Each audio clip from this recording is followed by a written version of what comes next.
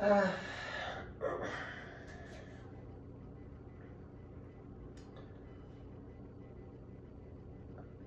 Canada did Jagmeet Singh a disservice. So Jagmeet Singh is like the first, some people say brown, first East Indian political party leader of an official party. And now the NDP aren't one of the official parties, which is crazy because the NDP has been one of the official parties my entire life. Oh, cramping. I'm so tired. I'm moving out of my place, and the reason being is I can't afford to live here. Like, I can't, you know, like, I can't. A person needs to bank a little bit of money in their savings account in case crap happens. And I like can't do that anymore. You know, a person needs to be able to afford, there's a lot of things that I started going without. And Jagmeet Singh and Trudeau, largely together, were like, largely, it was kind of Canada's taste of socialism, maybe since the 70s, since Pierre Trudeau. And that's why people hate the Trudeaus, is because it actually strikes that balance between capitalism and socialism that kind of works. But people don't like that for some reason. I don't know why. And even in terms of socialism, this is pretty moderate, right? This is like tip of the iceberg sort of thing. And a lot of people call socialism communism and stuff like that, but my family has, my mother has largely been, I guess my family has largely been NDP supporters my entire life. And so, but I'm also not like particularly party specific or leader specific. And it's largely because I don't necessarily agree with them all the time. You know, like where does, like one of Jagmeet Singh's ideas was taxing large corporations like Amazon, you know, to fund things like pharmacare.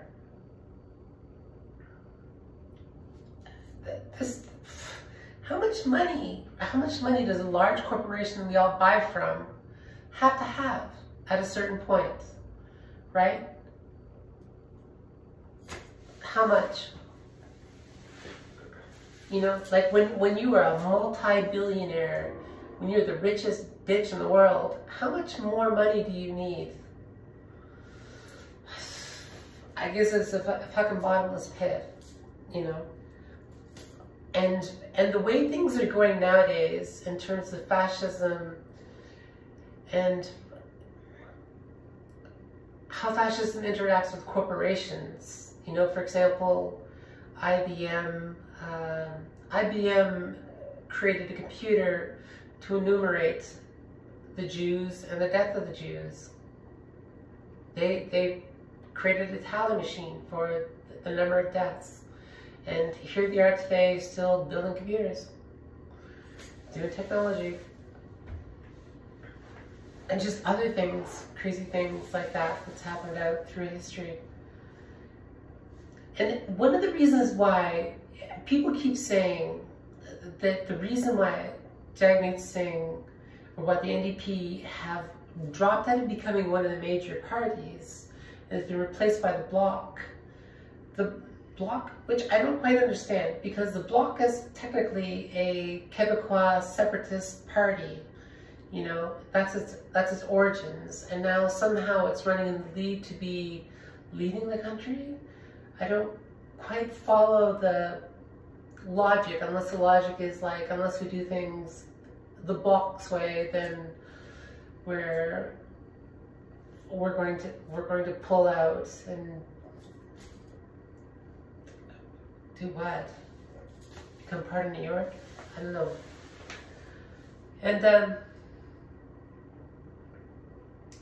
but a large part of the reason why people weren't voting for Jagmeet Singh, although he got a lot of like PR airtime, in my honest opinion, is because he's East Indian,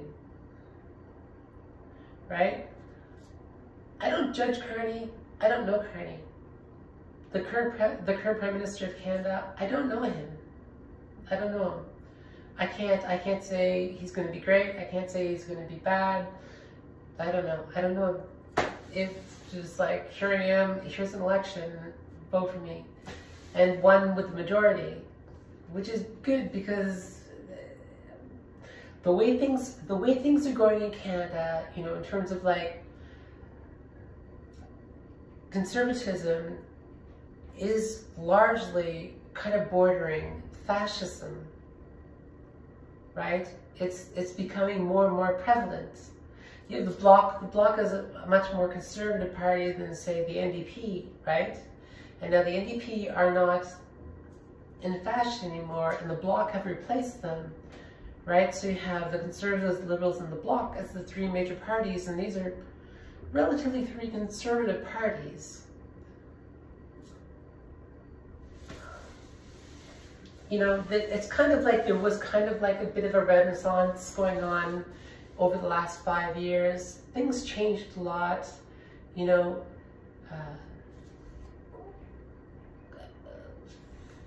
And suddenly it just starts going backwards. I don't know why.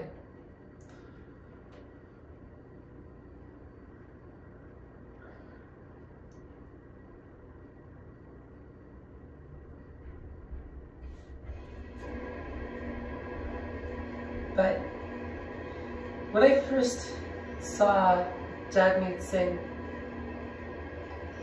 and I saw a guy who was wearing a turban and had a beard, you know, I was kind of like, maybe you're doing Canada a disservice, right? Because you're definitely somebody who could get elected, but you're not conforming. And like for someone who's like French, English, Canadian, you know, especially with the French, well, and the English, being an English WASP, being a Protestant, right, is like, you don't really mix politics and religion.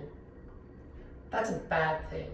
You know, I come from a long culture where we don't do this anymore because it doesn't work very well. And for someone to wear a turban is kind of like saying like, you know, where's the conflict between religion and politics? There's a lot of conflict, right? And for example, in Quebec, they have bylaws where it's like, if you're a political leader like Jagmeet Singh, right, then you cannot wear any religious garb, any identifiable religious garb. And in some ways I kind of agree with it. In some ways I kind of don't agree with it. You know, but I tend to not agree with it.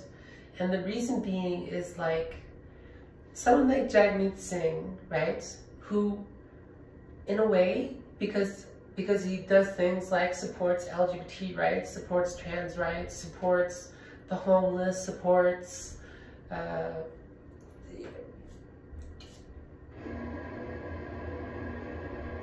middle class, you know, make sure that people have security nets in place. That's what a government does, right? Make sure that people have security nets in place so that people can survive and the economy can thrive.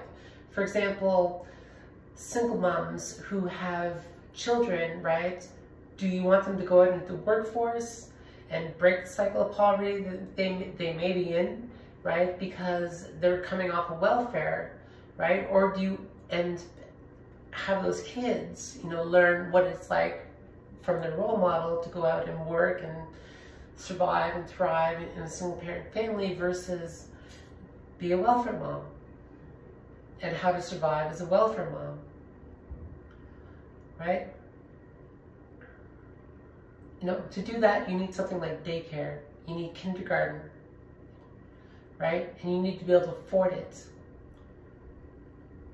So you need to support single moms to be able to go out there, right, and thrive. But that's socialism, and a lot of people hate that. And a lot of people are like, the more I give to you, the less I have for me. And to some degree, you know, there has to be checks and balances, but at the same time too, it's like, there has to be checks and balances in order for people to be able to like thrive in an economy, in a culture. And to insist that a person would have to, you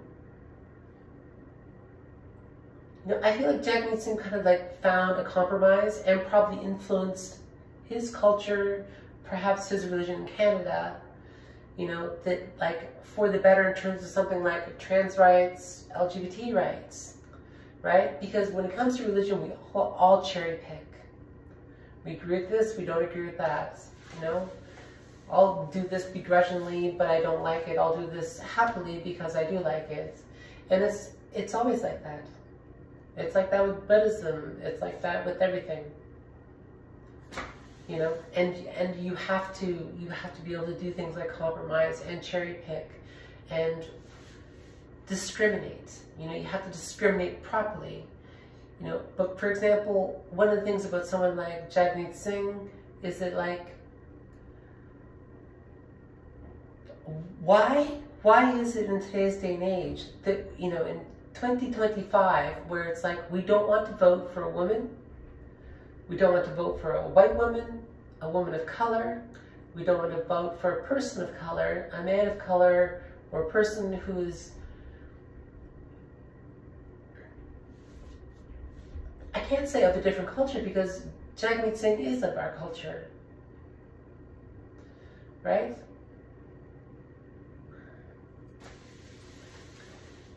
And to expect someone to like do things like go against what they see as being proper and upholding their culture and their cultural ideas, you know, that aren't horrible cultural ideas, you know, is doing that person a disservice. And if we do that person a disservice, we are going to do all the people like that person or in similar situations like that person a disservice, right? It's like saying like, I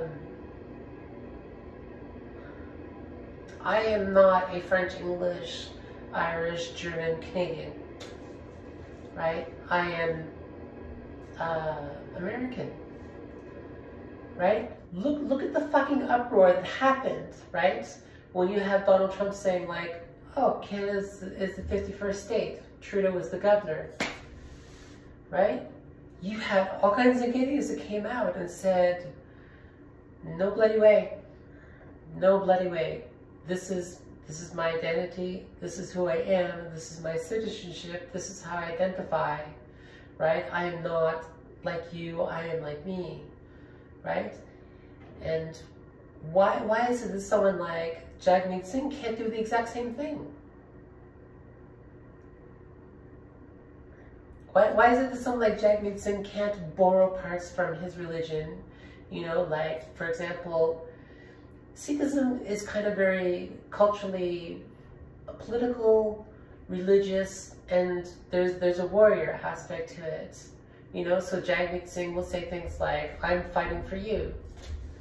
You know, and it's not like, it's a bit like Shambhalism. It's not like I am going to kill you kind of thing. It may have been at one point in time, but it's not like that today. You know, it's like the knife they carry and the turban is just very ceremonial. You know, and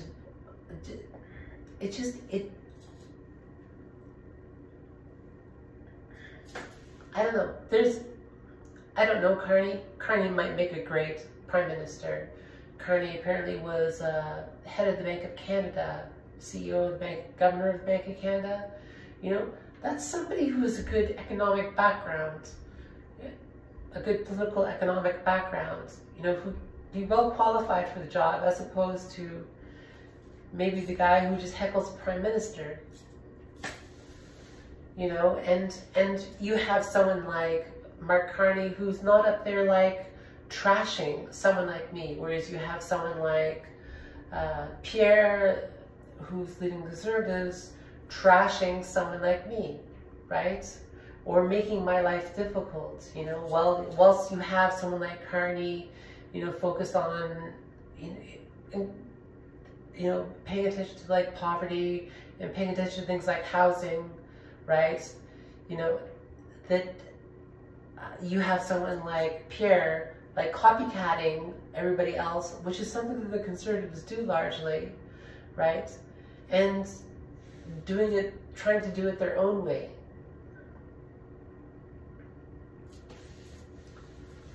And everybody's like, oh, the economy is going to tank now. The Liberals are back into a majority.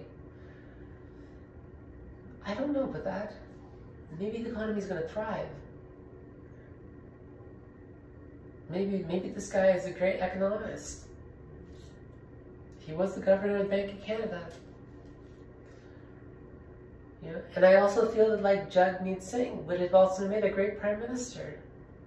I think that the Trudeau NDP coalition that was going on was a really beneficial coalition to a lot of people. You know, like talking about having national pharmacare so that you can get the medications in Canada that you need. You can get the healthcare that you need, whereas the Conservatives are talking about ending public healthcare, making it all private. Literally. Right? How's that going to do any favors? I don't even really understand the mentality. I try, but I don't really understand, you know. And when it comes to someone like Jagmeet Singh, Jagmeet Singh is a very good example of someone who is not running for leadership to change the culture, but not change the culture from better the culture, but not make the culture more, say, Sikh. Like, he's not here to like make Canada a Sikh nation of some sort, right? We may have more Sikh people coming, right? But he's grooming the situation to be more amicable, inclusive, and generate a sense of unity or oneness, right? Whether that's part of Sikhism or not, it doesn't matter, because it's very much a part of what a political leader should do, right? A political leader should be concerned about its citizens' well-being and welfare and happiness and thriving as a nation in all forms, right? And it's like, a lot of people, I think what happens is a lot of people, it becomes a very racial vote, you know? And what happens is it like, same with me, you know, there are a lot of East Indian people where I live, right?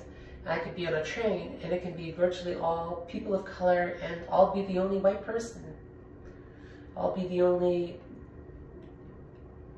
European person. You know, I often tend to identify as being a European person because everyone else around me is like, I'm Chinese, I'm Punjabi, I'm Greek, they're not saying I'm Canadian. And they'll look at you and go, well, you're Canadian. Well, what's Canadian? Are you not Canadian too?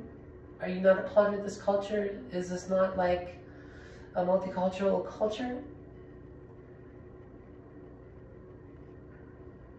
And it's hard. It's hard to put your money where your mouth is, especially when you feel like, I couldn't get a job at Walmart now because everybody who works at Walmart is East Indian. And there may be an element of truth to that, but it's still, it's like, it's not, the issue is not the color of the people. The issue is the culture, right? And you don't want, you want the culture to change. Culture will continue to change, but you want the culture to change for the betterment of that culture. I sometimes wonder if sexuality is fluid. I don't know that it is, but culture is very much fluid. It's just fluid in a gradual way that people don't get to see it change a lot of the time, or it changes much later in their life and that kind of thing. When I was growing up, I had this pin that said Canada, and it had all these blonde white people on it. And that was our concept of what it was to be a Canadian then. And, you know, and there was a majority of people were, you know, were Canadian. They were white, you know, largely English, French people. And to expect someone like Jagmeet Singh to like take off the turban, cut his hair, and conform, you know, well, even other Sikhs do this, and it's not a problem for them, right? Is us doing Jagmeet Singh a disservice, you know? Canada did. Yeah.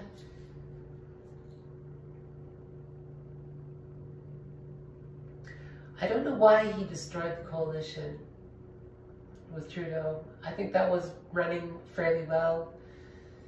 Maybe it was getting a little, I don't know. People crap all over Trudeau too, and it's like, who else would have been able to guide Canada through COVID, through inflation, through assisting the Ukraine, and just through climate change, and on and on and on and on and on and on and on. 3 terms. How many other people could have been capable of doing that?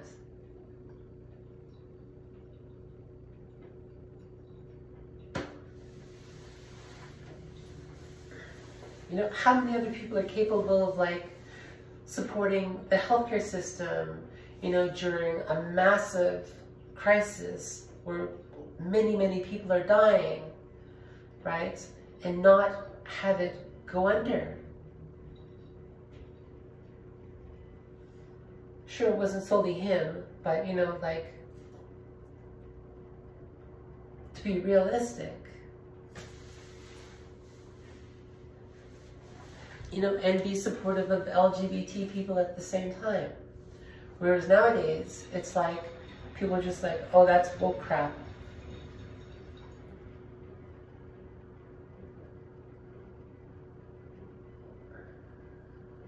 I tend to think nowadays that we are entering into a dark age, right?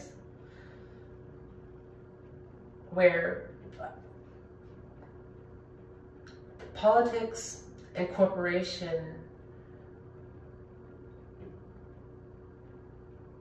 merge and perhaps even collide. And there's just, I think you're going to see massive, massive poverty.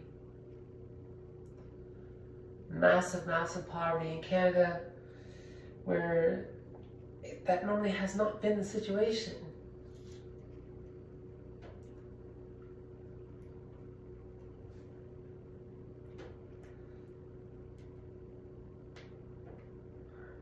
I think you're going to see fascism. You know, you look at what's going on in the States right now. The definition of fascism, the very definition of fascism. I think you're going to see that just multiply, multiply, multiply. Because when these different people and different parties and different corporations merge and gain a stronghold, how do you break it? You look at Donald Trump and you look at all the allegations and convictions that this guy has, right? And who's literally in this for the biggest cash grab in history. This is the biggest cash grab in history that's going on in America right now. That's basically all it's about. How is the scale ever going to change?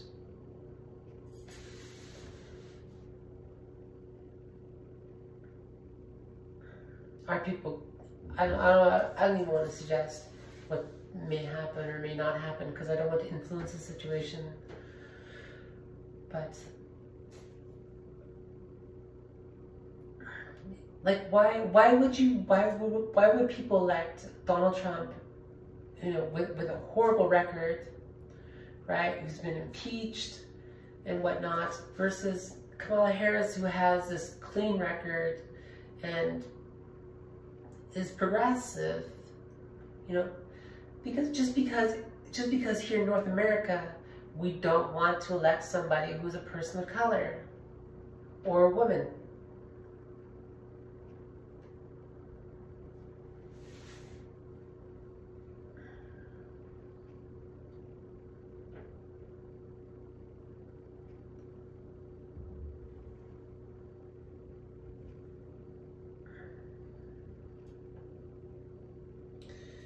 And discrimination is discrimination. You know, discrimination has many different phrases, but the common denominator is the fact that it is all discrimination.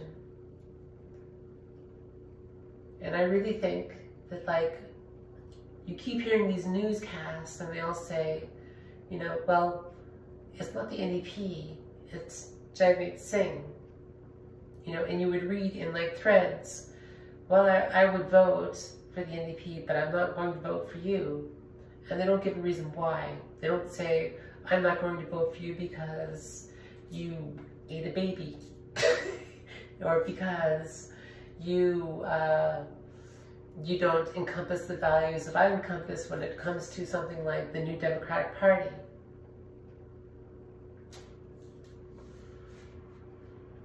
And if you look at conservatism nowadays, conservatism, it has like, is so diverse and so extreme in different ways, and I don't think it has a common denominator anymore, right? It has changed and multiplied and mutated in so many different ways.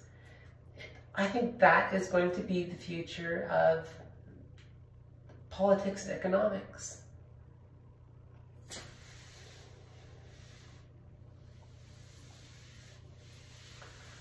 You know, you look at the onset of the Industrial Revolution that happened in like the UK, right? You know, they ran out of wood. What are you going to do? Burn coal, right?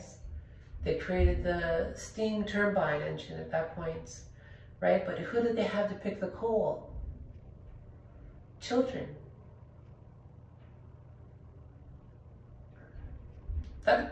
Can you imagine sending a child in to do what is today a miner's job? It's insane.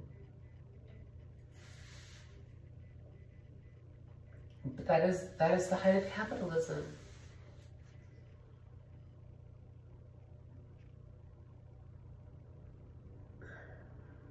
And it's like, how is it ever going to go backwards? It will, in time. Things move faster with the speed of connection nowadays, you know, with the speed of the internet.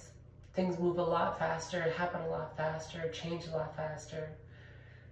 But, and two, you look at a country like, say, India, that's incredibly diverse, right? Or even China. China's actually incredibly diverse. It's like 33 different ethnicities or something. You know, these different diverse cultures, you know, thrive.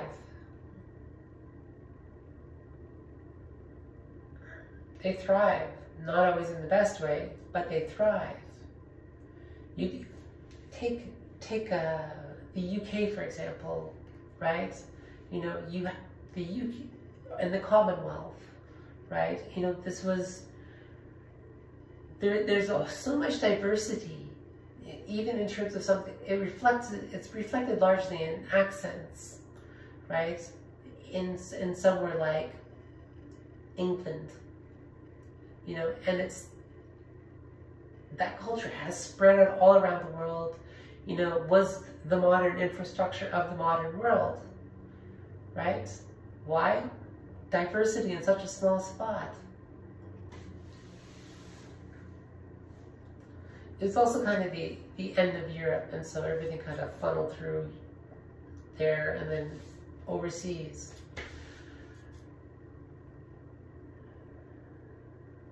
But nowadays you have that with conservatism. There's so many fractions and splinters and mutations that I think that is going to be the future of politics. I think it is right now relatively the future of politics.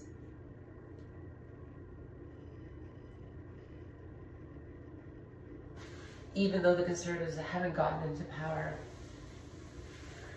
And in the defense of the liberals are that. They're very liberal in their politics.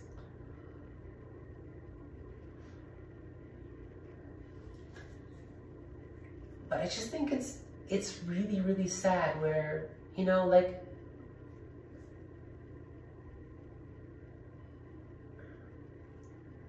people can't see the forest from the trees. You know, people can't see the bigger picture.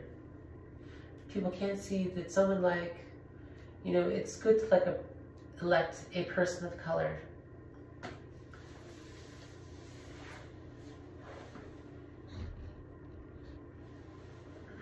You know, it's good to elect some diversity, to have a woman in there.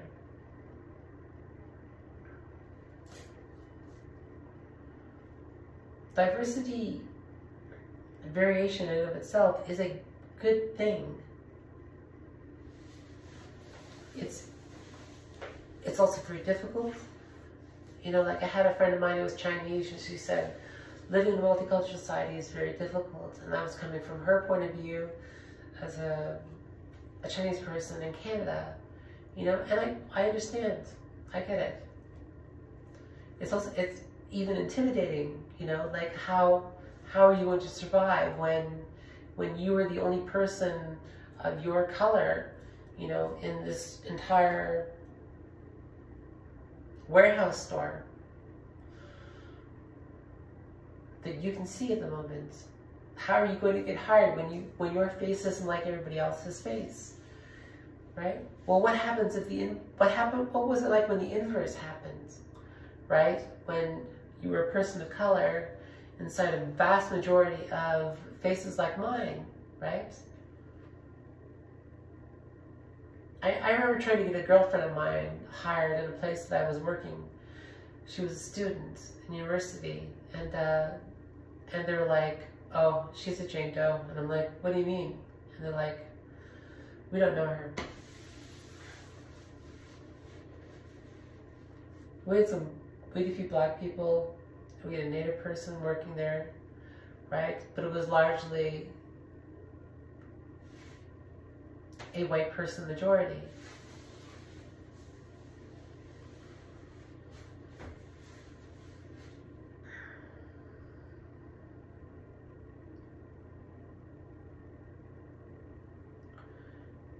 I think a large reason why fascism is so back in fashion nowadays is because people don't have the ability to see past their own nose. People don't have the ability to see the bigger picture. People don't have the ability to pull their head out of their own fucking ass. You know? Myself included sometimes. I struggle with these things.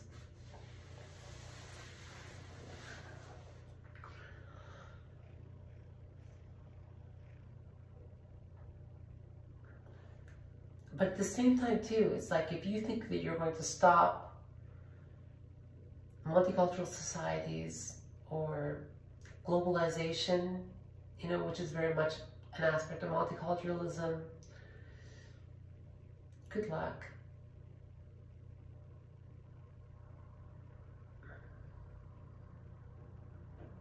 Good luck. You know, I remember,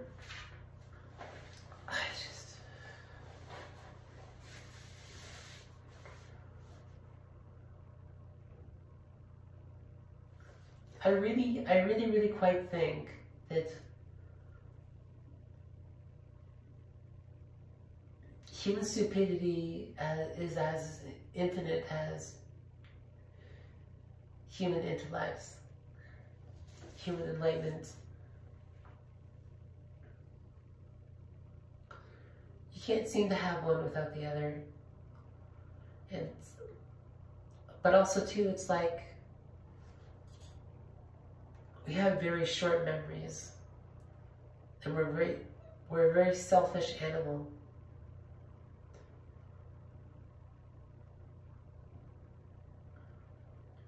And I can say that from a point of self-reflection.